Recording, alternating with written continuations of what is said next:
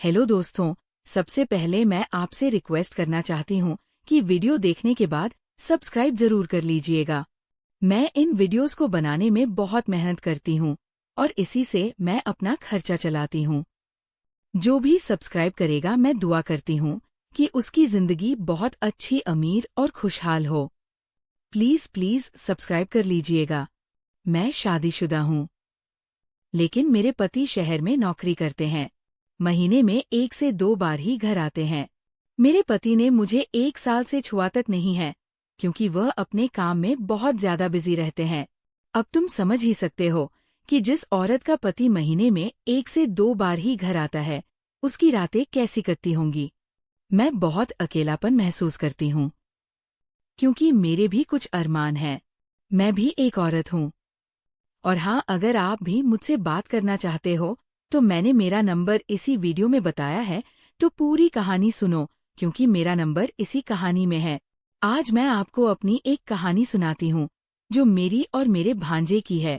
कहानी बहुत ही ज्यादा मजेदार होने वाली है, जिसमें आपको बहुत मजा आएगा। कहानी शुरू करती हूँ, तो बस आखिर तक कहानी सुनो और देखो मेरे और मेरे भांजे के बीच आखिर क्या क्या हुआ। हेलो दोस्तों, मेरा नाम नेहा है। मैं 28 साल की हूँ और सच कहूँ तो मेरी उम्र में भी वो बात है जो लड़कों को घूरने पर मजबूर कर देती है। मेरी फिगर ऐसी है कि जब मैं साड़ी पहनकर चलती हूँ तो हवा भी मेरे साथ खेलने लगती है। मेरी कमर पतली है, लेकिन वो जगह जहाँ नजरें अटकती है वो थोड़ी भरी भरी है, जैसे किसी ने जानबूझकर तराशा हो। आज मैं तुम्हें अपनी एक कहानी सुनाने वाली हूँ जो मेरे और मेरे भांजे सचिन की है। सचिन मेरा भांजा है, 22 साल का जवान लड़का, लंबा चौड़ा, और वो आंखें जो कभी कभी इतनी गहरी हो जाती है कि लगता है वह मेरे दिल तक उतर जाना चाहती है। वो शहर से आया था छुट्टियों में और तब से हमारी जिंदगी में एक अजीब सा तनाव आ गया था।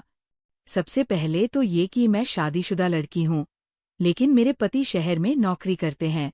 महीने में एक आध बार ही आते हैं। घर में मैं अकेली और मेरी सासुर भी अब बूढ़े हो चुके हैं, ज्यादा काम नहीं करते। गांव है हमारा छोटा सा, जहां सब एक दूसरे को जानते हैं। गांव के सभी लोग बूढ़े और जवान मुझ पर फिदा रहते हैं। सचिन मेरी बहन का बेटा है। वो पढ़ाई के लिए शहर गया था, लेकिन छुट्टियों में आया तो लगा जैसे घर में ताजगी आ गई। वो आया था सुबह सुबह ट्रेन से उतरकर। मैं उसे स्टेशन से लेने गई थी। साड़ी पहनकर, वो लाल वाली जो मेरी स्किन पर चमकती है। जैसे ही वो उतरा, उसने मुझे देखा और मुस्कुराया। मामी, आप तो और भी खूबसूरत हो गई हो। लगता है समय आप पर मेहरबान है। मैं हंसी, लेकिन दिल में एक झंझनाहट हुई। वो खूबसूरत कहते हुए ऐसी नजर डाली थी कि लगता था वो मेरी साड़ी के नीचे की गहराई नाप रहा हो। मैंने कहा, अरे सचिन, तू भी तो बड़ा हो गया है, अब तो मर्द जैसा लगता है। वह चौड़ी छाती जैसे किसी को अपनी बाहों में समेट ले। वह हंसा, लेकिन उसकी आंखों में वह चमक थी जो कह रही थी कि वह मेरे शब्दों का अलग मतलब समझ रहा है। हम घर की ओर चले। रास्ते में वह मेरे बगल में चल रहा था। कभी कभी उसका हाथ मेरे कंधे से छू जाता और लगता जैसे जैसे बिजली दौड़ गई हो। मामी, आपका ये कुर्ता कितना टाइट है, लगता है सांस लेना मुश्किल हो रहा होगा। आज ये वो बोला और मैंने देखा उसकी नजर मेरी बाहों पर थी। मैंने हंसकर कहा, हाँ, कभी कभी तो इतना दबाव पड़ता है कि लगता है फट जाएगा, लेकिन क्या करूं, आदत हो गई है ऐसे जीने की।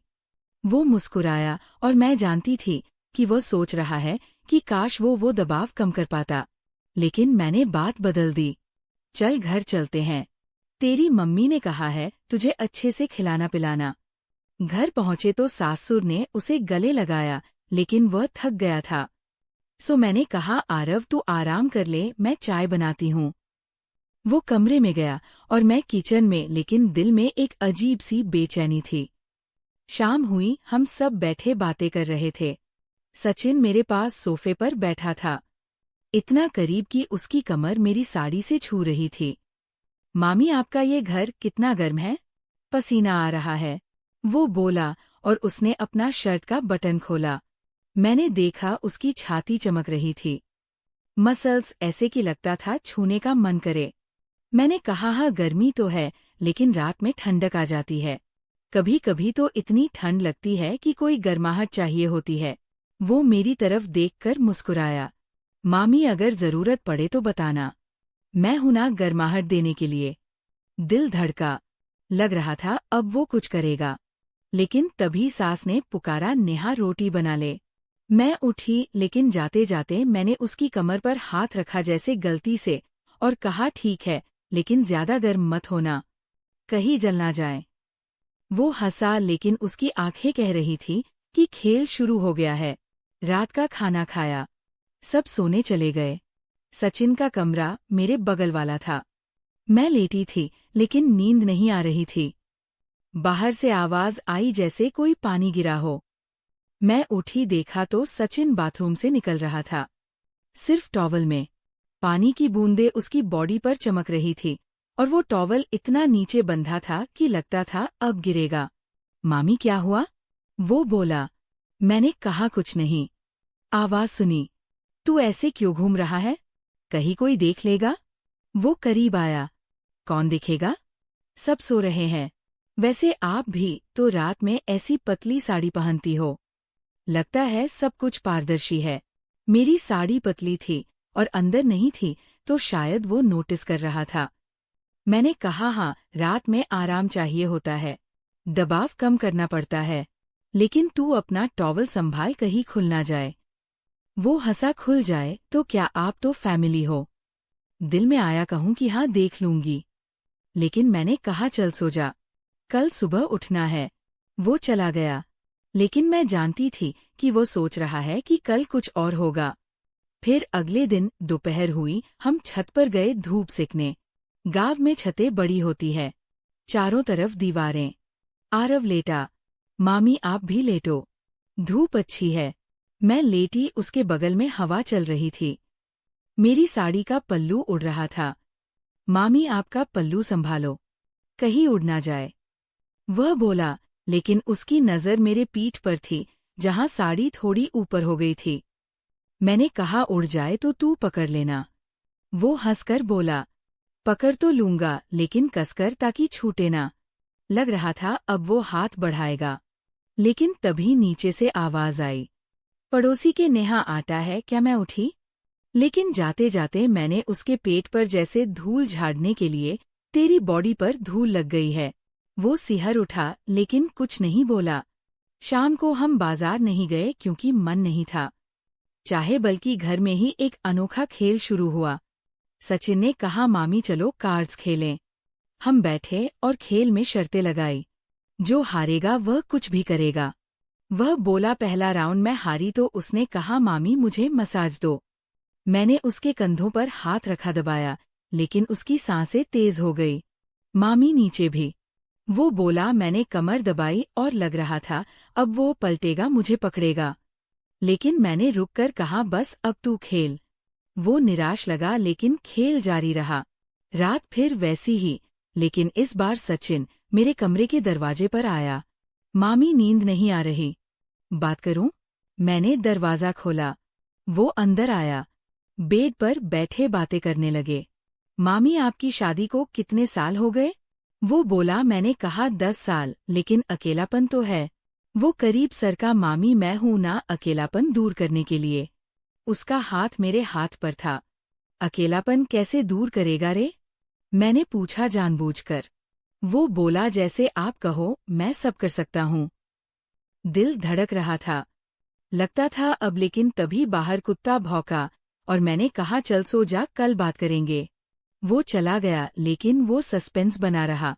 अगले दिन सुबह हम खेतों की ओर गए, लेकिन कहीं बाहर नहीं, बल्कि घर के पीछे के बगीचे में।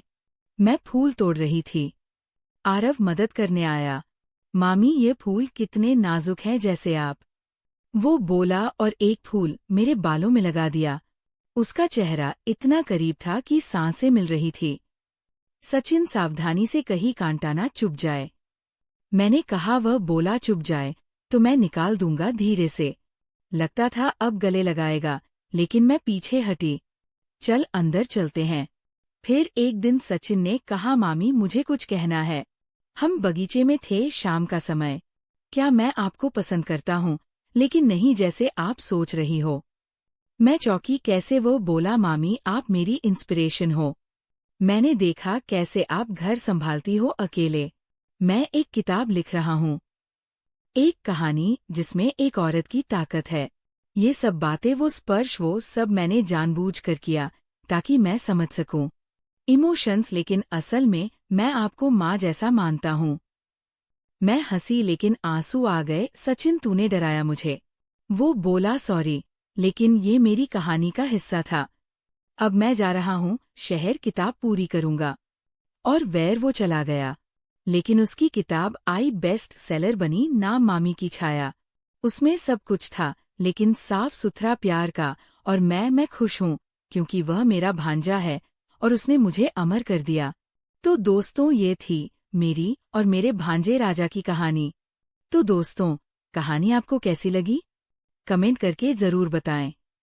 और अगर आप चैनल पर पहली बार आए हो, तो चैनल को सब्सक्राइब कर अपना प्यार जरूर दिखाना। मिलती हूँ एक ऐसी नई वीडियो के साथ। तब तक के लिए बाय बाय।